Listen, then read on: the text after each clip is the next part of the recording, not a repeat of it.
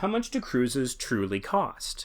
And that's a fantastic question, because if you're trying to make a sound decision about where you want to spend your limited travel time and dollars, you need to understand, I think, the costs involved. So, high level, the obvious component costs of a cruise vacation, assuming you don't live in a port city, is flight, hotel, transportation, and then the cruise itself. On top of the cruise itself, there's obviously souvenirs and, drinks and other things you might want to buy that aren't included, that we've covered previously in the podcast and in another clip. But what are the core components? And so flight is an important part. So, if you're in Vancouver, where we're based, flying to LA, you can do round trip in the neighborhood of $300, where to the East Coast, we're looking at $500 to $600. So that's a component price that you need to figure out for yourself, of course. And then I mentioned a hotel.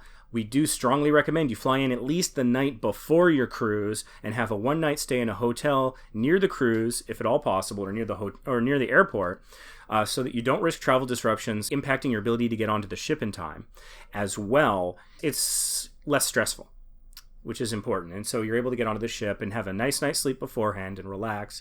And so that's something that we recommend. But again, it depends on your location. If you don't have far to go to get to the port, maybe that's less of a priority. But if you are flying, regardless of the hotel stay, transportation, what do I mean by that? I'm talking like an airport shuttle. So depending on where you are at, there's a variety of different ways that you can get from the airport to the cruise ship terminal. And the economics of each option is different depending on your port. So that's one of the costs you need to factor in, your transportation from the airport. So what's the cost of cruising? You've got your flight, potentially, your hotel, potentially, your transportation from the airport to the port. Now let's talk cruises. How much do cruises cost?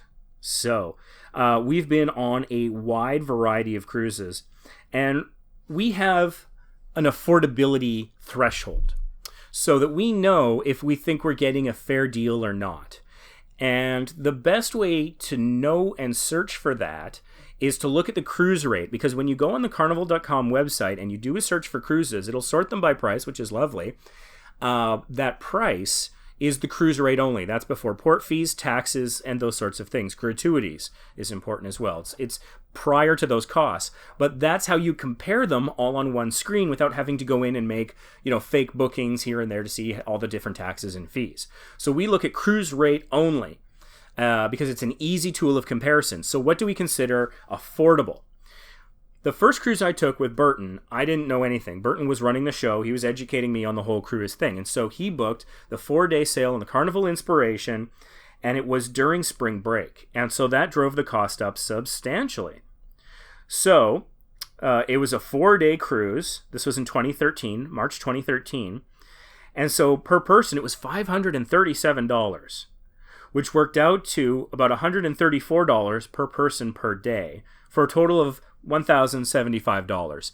That is the most expensive cruise we've ever taken when you look at it as a per day price, per person per day.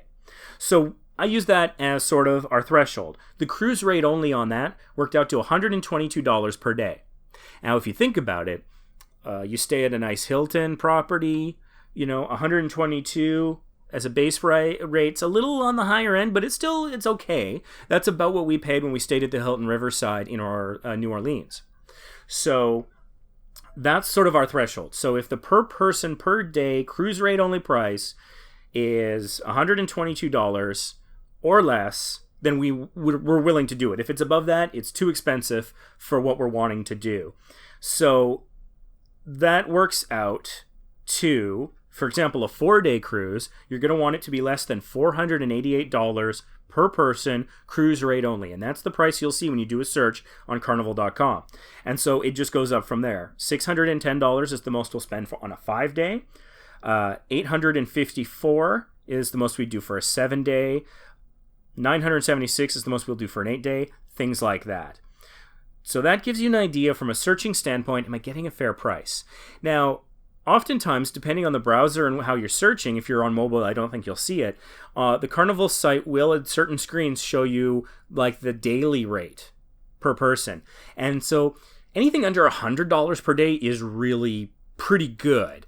And if you start seeing like less than 90, less than 80, If it's less than 80, that is a fantastic rate. And that's what I would like. That's when you know you're getting a really good price. And it's important to look at it per person per day, because that's sort of really what you're paying.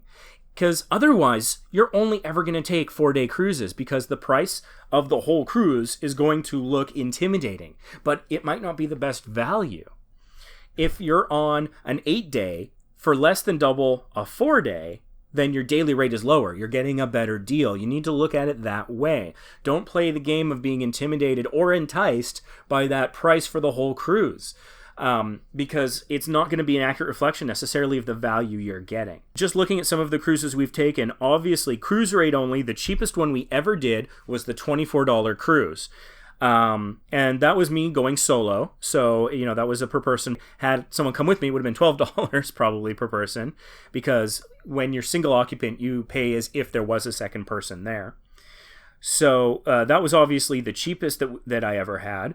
But that was due to a website glitch. A couple of people have contacted us recently. They've watched some of our videos that I filmed on the $24 cruise, and they said, where can I get my $24 cruise? It was a glitch. The fact was, Sam was watching their website diligently, and he saw this amazing price come up, and he told me right away. I booked it right away, and I took a screenshot of every step in the process. So when it came time for final payment and everything to be sorted, because I made the final payment, and then afterwards I got an email saying I owed them more money.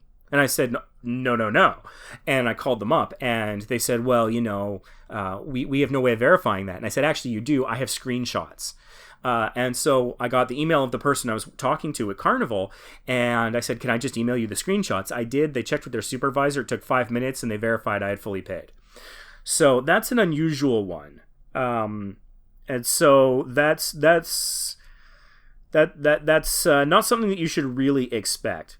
So per person per day, if you want to talk all in with everything paid for in terms of your taxes and port fees, but not your gratuities. Gratuity, we're leaving out of this conversation. The most we've paid per person per day came out to $134. That was that first cruise. So obviously the lowest was the $24 cruise. After port fees and everything, it was $28 per person. That's per day, because there were port fees that were well above the $24. So it was $28 per person. So that's the cheapest. The cheapest we've done without a website glitch was $66, but we had a discount from a previous cruise that had been interrupted.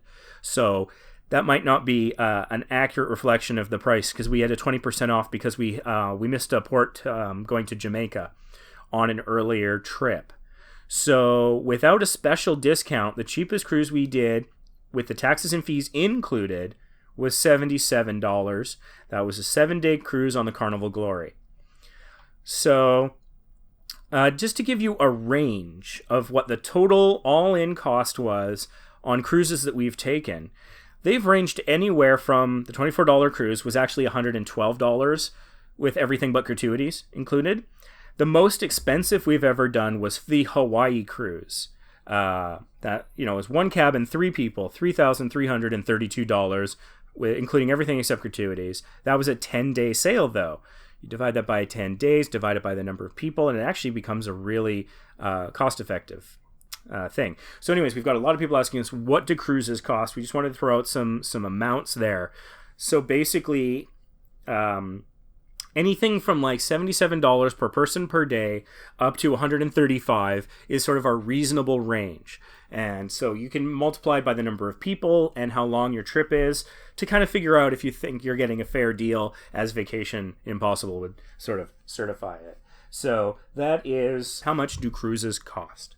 Do you agree with that stuff I was just saying? Let us know in the comments below, and give us a thumbs up if you like this video. Please subscribe if you'd like to see more of this kind of content.